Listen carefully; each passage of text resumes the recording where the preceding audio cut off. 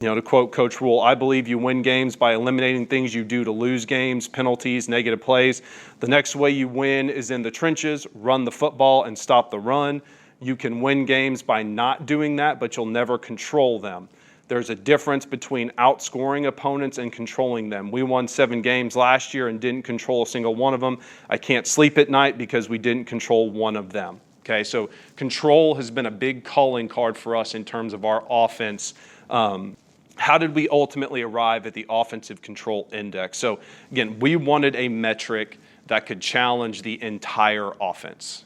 Everyone on the offense has got skin in the game when it comes to the offensive control index.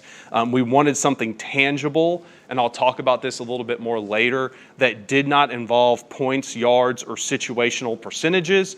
Okay, and we wanted a statistic that mattered throughout the entirety of the game. No matter whether we're up by 40, 2-minute situation, end of game, it doesn't matter. No matter what, okay, everything that we do can be tracked on the offensive control index and will have an effect on what our ultimate score is. Okay, so why not create a goal for, first off, points? Obviously it's awesome to score 50 points. One of the things that I've learned is that championship level football games are rarely won by scoring in the 40s and 50s. They're hard fought. The weather changes when you get deep into the playoffs, and you've got to be able to score and control the football and not turn it over. And if you catch yourself constantly chasing points, I could start calling plays that I probably shouldn't because our goal is to score 50 points and we're only at 35 when we don't really need to do that. Yards, whether it's rushing, passing, or total, I'm a big believer in that great offenses are balanced in terms of we're going to take what the defense is going to give us. I don't really care if it's 50-50. So if you're going to put 9 or 10 guys in the box, we should throw for a lot more yards than we rush and vice versa. So, if you sit there and again, just my opinion, if you have a goal of rushing for 200, that's great, but maybe that's not realistic for the game that we're going into to play. So again, I want to make these goals realistic because the guys take a lot of pride in trying to achieve them. Same thing for situational offense. And again, like I said on the slide before, we wanted a statistic that matters throughout the entire game. Okay, so what does the offensive control index track? Okay, so obviously it's going to track fumbles and interceptions. You've got to protect the football and keep it from getting into the other team's hands. Negative runs, negative passes, sacks, QB hits, dropped passes, tipped passes, and penalties. So all of these are tracked within the offensive control index. And again, to create the percentage, all you got to do is divide the number of OCI plays by the total number of plays. Okay, so here's an example of the offensive control index. Our goal, having looked at this for the past 3 years, is 80%. We have won games where we have been below 80%, but we have never lost a game where we have been above 80%. So our goal is always going to be 80%. And again, I think this is a really good way, just looking at this to challenge multiple different position groups, multiple different players. You can challenge the skills, when, again, we only had 5 turnovers. Or 6 turnovers, for the whole season. So, obviously we did a really good job protecting the football. It's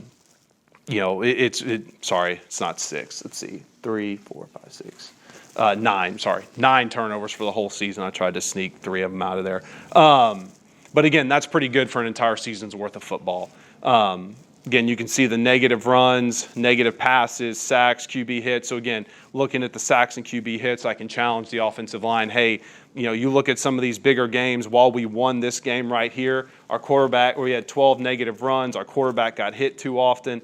So it gives us something that we can challenge our guys with every single week versus, me having the inevitable conversation. Well, guys, we didn't rush for 200 yards. Well, coach, you only called 20 run plays. Well, okay, fair. So this allows us to be able to track everything and challenge everybody. Okay, so additional data, and again, this is something that, as an offense, whatever you think is important, you can look at and compare to your offensive control index and maybe see, is there any correlation between, how often you call run versus pass and a whole bunch of different statistics and comparing that to your ability to control a football game. So one of the things we do is I'll look at just our run-pass ratio.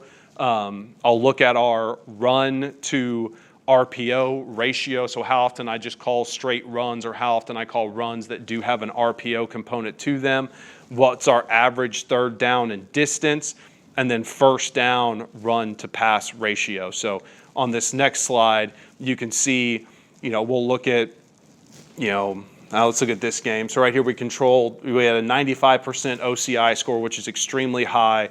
Our run pass ratio is almost 2-1. Run to RPO ratio is almost 2-1. Our average third down, about 4 yards. And then 75% first down run call versus pass. So again, we controlled the game quite a bit with that ratio. Doesn't mean it's always going to be like that, but this just gives us another piece of information that we can go back through and we can look at, and for me personally, to compare how I'm calling plays, what I'm calling, and how does that impact our ability to control a football game.